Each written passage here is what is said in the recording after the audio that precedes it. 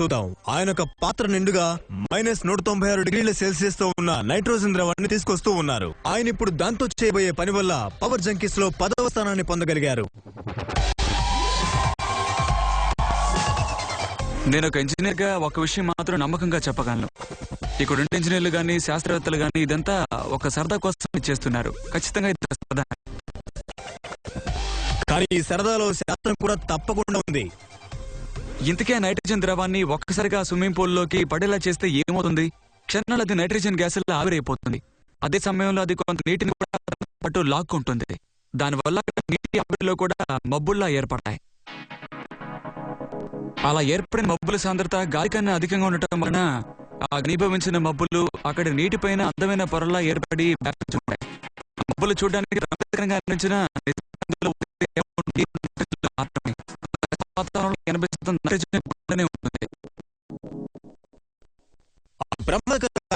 బాగా చల్లగా ఉండదు. ఖచ్చితంగా